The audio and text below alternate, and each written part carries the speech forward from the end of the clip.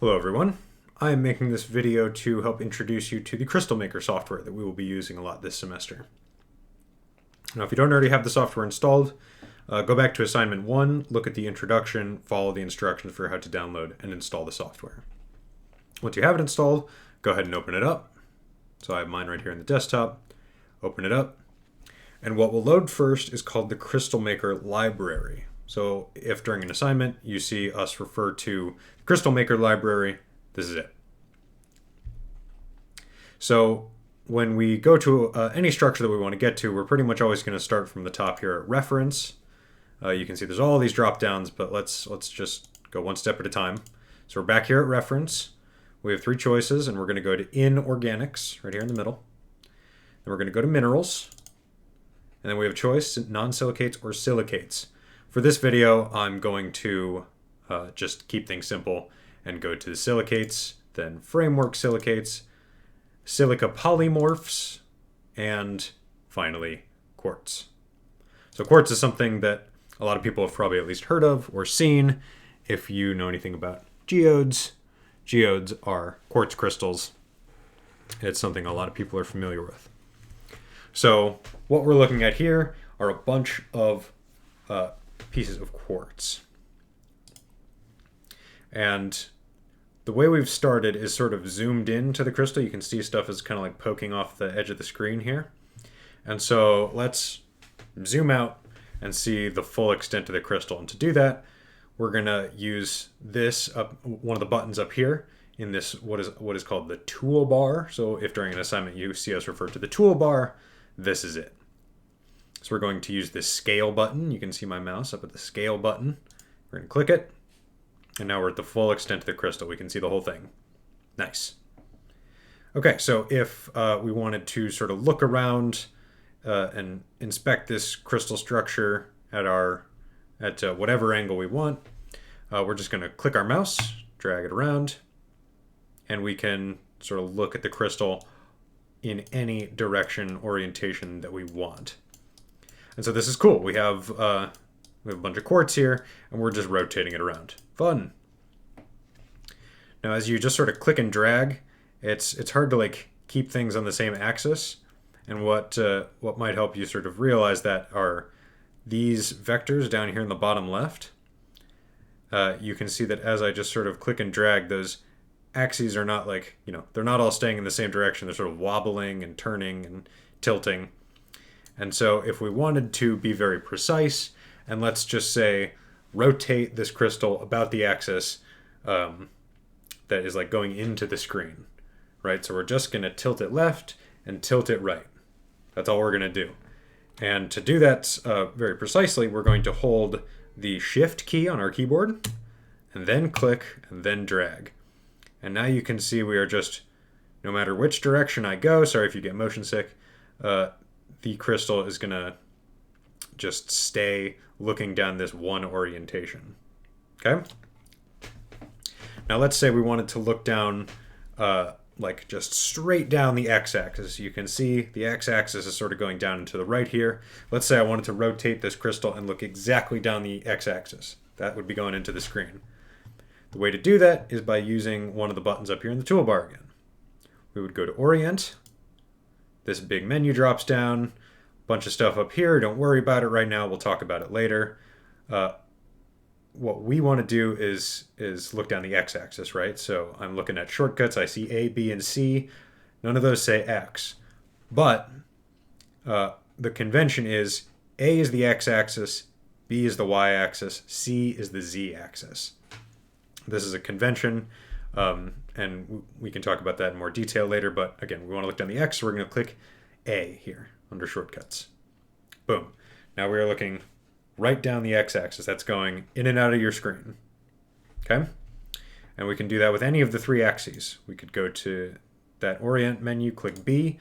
Now, see, we were looking down the y-axis. Look at your vectors. We're looking down the y-axis. Orient, C. Now we're looking down the z-axis. Or the Z or C. Sounds similar. Kind of confusing.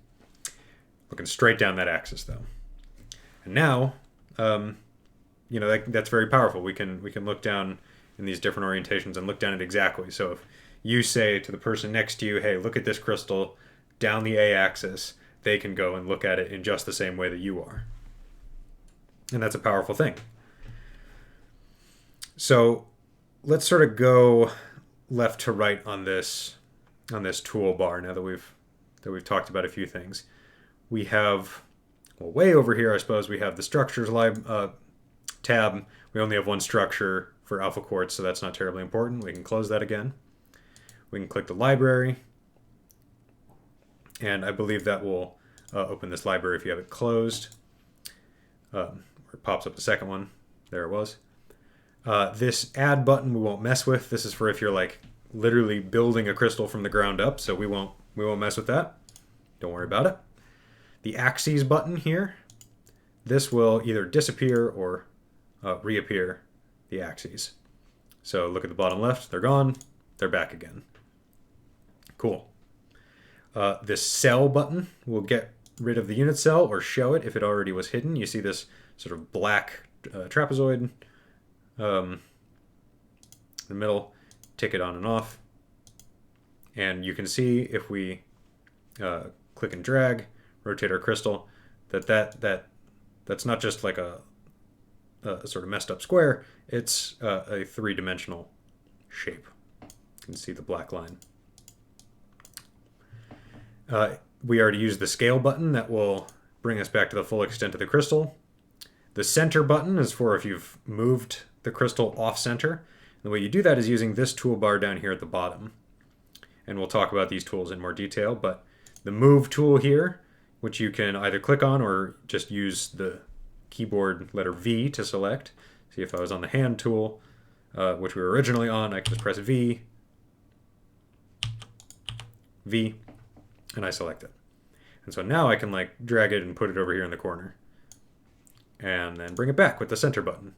And so this is helpful for like if I wanted to zoom in on this thing down here in the bottom left on one of those tetrahedrons. If I just zoom in, we'll talk about zooming in 1 second, but bear with me. If we just zoomed in, we're looking at this one. I didn't want to look at that one. I wanted to look at the one in the bottom left. So we use the move tool, the letter V. Then we put this thing in the center, and haha, now I can see it. Click center, back in the middle. Okay. Hello, everyone.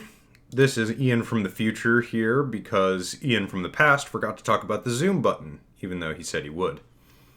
So I was talking about this toolbar down here, and when I said I was going to talk about the zoom tool, I was showing how you can move the crystal around and then zoom in to any point on the crystal. And so, zooming in, zooming in and out. Let's talk about it. So if we center and scale, we're back out here to the full extent. If I want to zoom in, I have a couple options. One option is to use this magnify tool on the toolbar, which you can select by pressing the letter Z. There it is. You see at the top it says click to magnify, shift click to reduce. So click, click, click, click, click, click, and now we're too far in. I can't see anything. So hold shift, click, click, click, and we're back out. So that's one option. Another option, if you select a hand tool and you're using a mouse with a scroll wheel, you can see just moving the scroll wheel back and forth, zooms in and out. A third option is you can hold the control key on your keyboard, control, then click, then drag to the right. That zooms in, continuing to hold control, continuing to hold your mouse click down, drag to the left, zooms out. I'm gonna click the hand tool again. This was what we were originally on. It lets you click and drag and rotate. I don't mess with the cluster and the tidy button. They do weird things that we're not going to use, so don't worry about them. Click on them if you want, but they sort of mess with the crystal. The orient button, that's what we were using to look down the A, the B, and the C axis, and we'll use it pretty frequently to orient ourselves or to do different things. The rotate button, now this lets you essentially do what we were doing with the shift key, right? We can just click that, and then we're 90 degrees counterclockwise. Sorry, rotate. Click it again, another 90 degrees counterclockwise, again and again, and now we're back to the original. And so you can do clockwise, you can sort of like, you can tilt forward and back, which is not a keyboard command as far, or like you can't like hold shift and click your mouse and drag the crystal around to do this. So if you want to sort of go up or down, you click the up arrow. And then again, I would suggest keeping an eye on these vectors. So right now Z is pointing up. We click rotate. We click the up arrow, and now Z is pointing into the screen. So it's gone from up to into the screen. So we've taken the crystal, and then we've rotated it that way, right? We can click down and bring it back. Now Z is pointing up again. If we click rotate and down again, now Z is pointing at us. So it's gone. You know, we tilted it that way before. Now it's tilting this way, where my pointer finger is the Z-axis. Okay. Spin is just a sort of way to get a look at the crystal. CrystalMaker will just sort of rotate, and you just watch it spin. It's all hypnotizing. Useful for like making movies. If you have like a cool structure and you want to show off how it looks in all the dimensions rather than just a static picture, you can make a movie with the spin feature. And then this annotate button sort of does what it says. You can make little annotations. You see I've just made a text box. So I can say like, hello, I am Quartz. Smiley face. You can draw arrows, either back and forth arrows, or delete it. Just single arrows.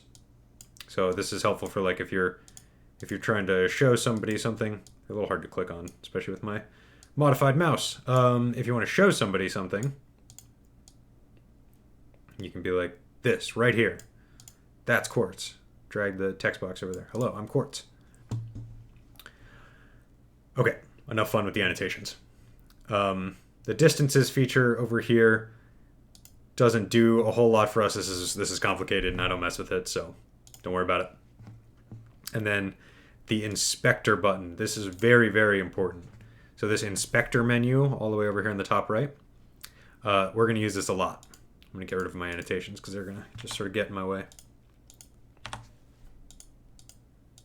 But this inspector menu, very important. It should just default to opening on the Notes tab. This tells you some fun things about quartz. Down here you can see its chemical formula, sort of above my camera. And my camera's cutting off a little bit of the stuff down below, but not super important. You can look at it on your own screen. So it'll default to open on the Notes, but let's have a look at the other tabs. The next one over is the Atoms tab. Right now we are in the polyhedral view, so we see that silica is this polyhedron. We can click on it, and we can change it. So let's click it and change it. So now we can see the silica atom inside. So look at that. If we've changed our polyhedron, now we can see the little silica atoms hiding inside. Hello. Okay. You could make them spheres, but there's a whole different mode just for doing like ball and stick models. So we won't do that. We'll make it a polyhedron. And so you can change the shape, you can change the color. Let's say that we want it to be hot pink, whatever color you want. If you wanted it to have labels, you can click on this little label tab here. Again, I'm sorry for my mouse. It's a little strange with the yellow background on. You can see that these are all labeled now with a little letter T. Probably because they're in like the T site. Let's see. Yeah, so the T site, maybe it's T for tetrahedrons, I forget. But in any case, you can click the labels and the labels will pop on. Cool. The number next to it is just the atomic radius. Silica's atomic radius is 0.4 angstroms, while oxygen's is 1.21 angstroms. And the coordination number for oxygen is 2, and for silica it's 4. Don't worry about it right now. We'll talk about it later. Next tab over, we have the bonds. So we can't see the bonds right now. All we're looking at is tetrahedron. So let's change our model.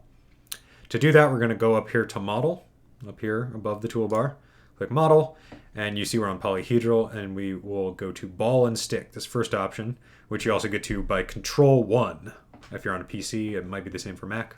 Sorry, I don't know. You click it. Now we're in ball and stick model. And so this might be familiar to some of you. You might have seen atoms represented as spheres, and the bonds between them represented as these sort of cylinders. And so let's reorient. Let's look at somebody on the edge here so it's not as cluttered. You can see that. Well, let's turn the labels on. Let's see. So you can see up here that silica is the hot pink, oxygen is the red atom. But let's turn the labels on just for fun. So oxygen is now labeled O, and the silicons are in the T site, so they're labeled T. And the bonds between them, you can see that the half that's connected to the oxygen is red. The other half that's connected to the silicon is hot pink. It just shares the same color as the sphere. All right. So we can change that. We could make it like more. If you set it up right, you can do like zebra print, or you can do like dotted lines, whatever you want. You could make them just 2D flat if you want. Maybe if it helps your computer run faster, but shouldn't be too much computing power. You make it 3D. It's a little bond between them. So just showing off some customization that you can do. Next, we'll click over to the next tab in the volume inspector. We won't mess with this now. We'll do it later. But just know that this is here. Next tab over, we have a bunch of little drop downs. First one's the unit cell. And so we'll talk in detail about the unit cell later, but what that is, let's scale out again. The unit cell is that black box that we saw before we could turn off by clicking the cell. So let's zoom in. I'm going to turn off the labels because it's getting a little cluttered in there. So let's zoom in. We'll turn the unit cell back on. It's that black line that you saw just appear. I'll take it off again and on. Remember, it isn't just a line. It's a 3D crystal in there. And so if we go back to this tab, the model inspector, we see the unit cell. We can change its line properties to be like a dashed line. We can, if it's not very obvious, you can, mess with how wide the line is.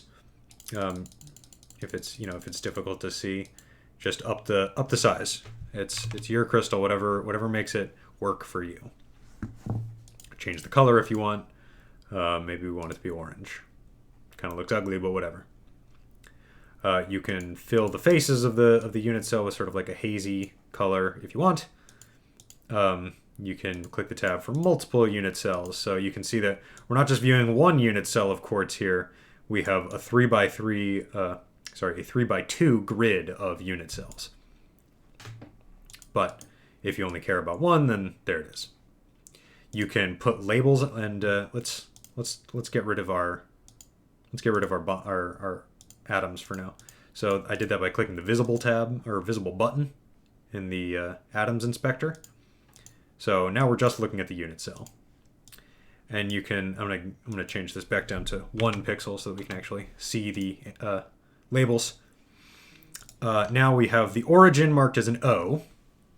And the origin is where all 3 of the vectors meet. So these vectors down here in the bottom left, they meet at the origin. So remember how I said A was the x-axis? You can see X is pointing off sort of to the left of my screen. If we follow the origin, from the origin to the left, we see A over at the corner. So X is the A-axis, B, C is the Z-axis. Cool. So that might help you, sort of come to grips with what you're looking at. Okay, so let's talk about these axes. Right now my X is red, my Y is green, my Z is blue. I can change that if I want. I can make the X different, or that was red already, excuse me. We can make it hot pink if we want, or we could, whatever. You do what you want to your axes. I'll leave them as the default. But you can change their color, change its position if you prefer it up here in the top right, bottom right, in the middle, whatever. Put it back in the bottom left. What's nice about it being in the bottom left is you can move it with this inset tab, or any of the corners really. You can move it with this inset slider, and it just brings it right to the center. And the difference between using the inset thing and just putting it in the center is that if it's in the center and you have the atoms on, let me demonstrate this, it gets covered up. You see how I've covered it up with an oxygen atom, and that's difficult to sort of, you know, it's difficult for it to be helpful in there. But if we change the position to the bottom left and then use the inset feature, now it's on top of the oxygen. It can't be covered, right? So helps it be visible. We can do other things to our axes. We can change their length. So you can see it poking right out. You can notice how, I'm sorry, it's so cluttered. I'll get rid of the atoms again. You can see now that looking at the origin, Z is coming straight up, A is off to the left, to the x-axis, B to the right, the y-axis. Cool? If that's too confusing for you, then you can change the labels of your vectors from x, y, and z to A, B, and C. And now look at that. They match up with the unit cell notation. So that's nice. Change the font if you want, whatever. If you don't want it to be cones for whatever, like to have like the cone head to the vectors, then you can take them off. Point is, you can customize your axes. Cool? Cool. All right, we don't mess with these other things too much. You know, go ahead and have fun with changing the font of your labels or these sort of settings, but I tend to just leave them as the default. Anyway, so I'm going to change my unit cell back to black. And I'll leave the vectors as they are for now. Why not? The next tab over is the rendering inspector. And what this is used, the most useful thing in here is changing the background. So just straight white is kind of like blinding. So change it to black. Why not? Gets rid of the unit cell for me because my unit cell is black. So maybe gray. Maybe gray is a better option.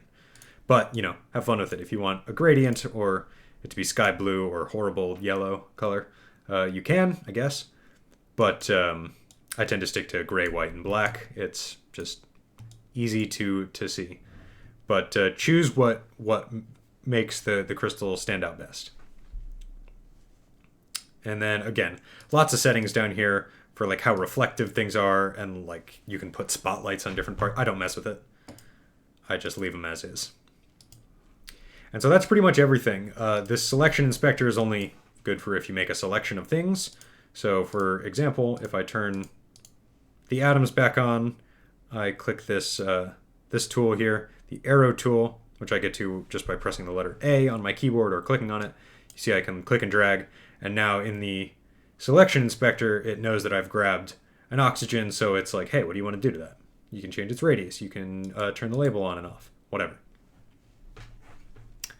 Okay, so that's a sort of broad overview of the CrystalMaker sort of viewing inspector, like looking at a crystal.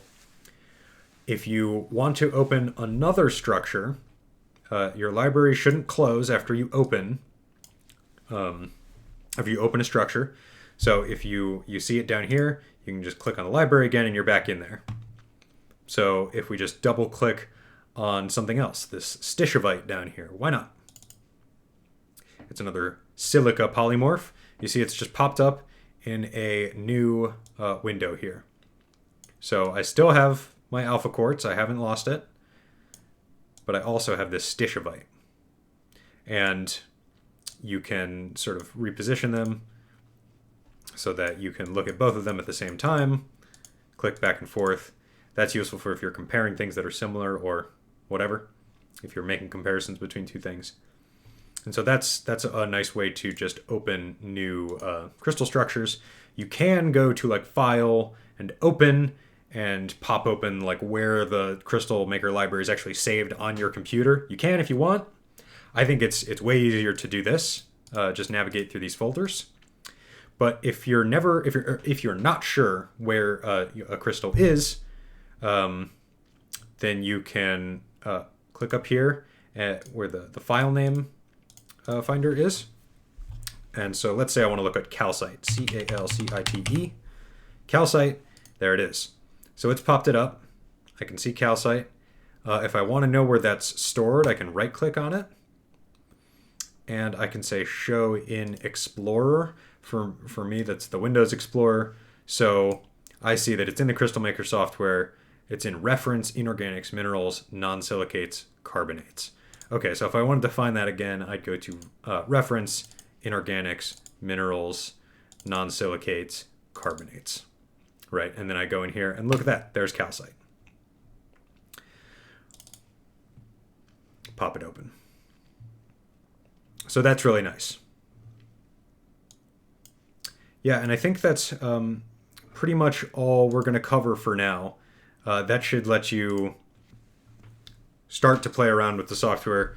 As you go through assignments, you'll use more of these tools and sort of go in more depth with this, but I think this is enough to get y'all started. So I hope this video was helpful. Let me know if you have any questions, and I'll see you in the next one.